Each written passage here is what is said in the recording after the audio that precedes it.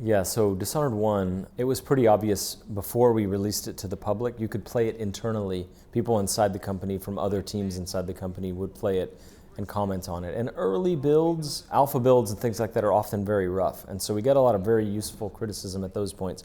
But by the time we were about to ship the game, people would play the game and they were saying they were having a magical experience. And that's humbling when people like the Fallout team are playing your game and they're saying, wow, we love this game. We can't believe what you did with it. You took it in a different direction than we expected, but it's amazing.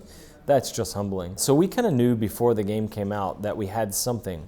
We weren't sure how everybody would respond, and we weren't sure like which demographics among gamers would respond to this part or that part. You know, the stealth community, how would men see it, how would women see it, how would fans of fantasy see it, how would steampunk fans see it, how would the core audience for whatever that is, how would they see it?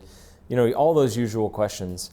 But the company right away said, we think this is strong, so we want you to start thinking about the new one. And then when the sales and the reviews and all that were very validating, they exceeded our expectations, that was really refreshing, and it's what I needed to like revive myself basically.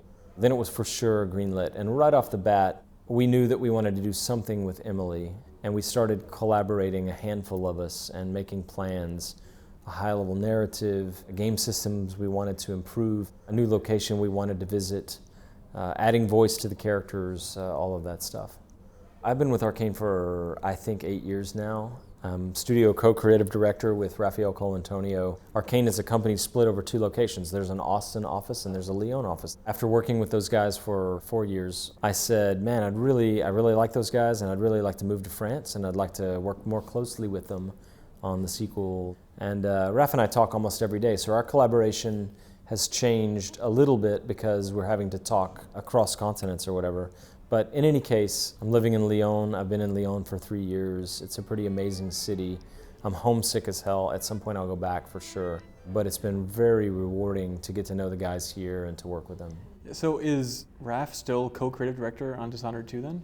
Oh yeah, Raph and I, his role is integral to the project. He's the founder of the company, co-creative director of the studio, plays the game constantly, he meets with us constantly, talks with us constantly. So it's the same leads largely, and we've had to get bigger, that's true. But Ricardo Bear isn't working on Dishonored 2? Ricardo Bear's still with us. Working on something? We have the power of a big company, but the heart of a small company. 17 years ago, Arkane was 4 people in an office in France, all dedicated to this kind of first-person hybrid game. It still feels like you can identify the perspectives and personalities of different people on the team and how they influence the game. The game would not be the same if this guy wasn't there, or if she didn't have this set of quirky tastes, you know, and those things go into the game and they greatly influence it. And therefore, that game feels distinct. It feels like it has a flavor that's different than other games. I mean, I always love the very beginning and the very end. And then there's a long slog in the middle, especially if you're rewriting your technology, where you're waiting on things to come together and it's long and hard. Halfway through the project, you're not sure it's going to come together, but then when it does at the end, everybody's so proud. You know, we have these sprint reviews where we gather and watch the game, and it's beautiful, and the guy playing, which is often Dinga Bakaba, has to do something improvisational to get out of a situation that he's gotten into. And people see details in the game that they didn't even know exist, because very often, a few of us work transversally.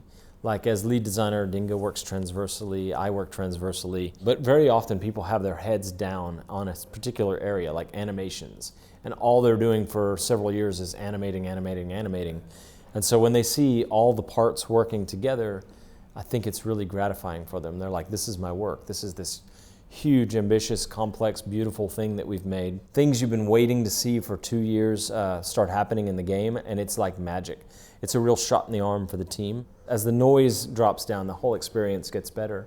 And so for me, it's just like, what level of polish can we hit? How many new people can we draw into the world of Dishonored? Our team is so good. I love the people I work with. They're really good.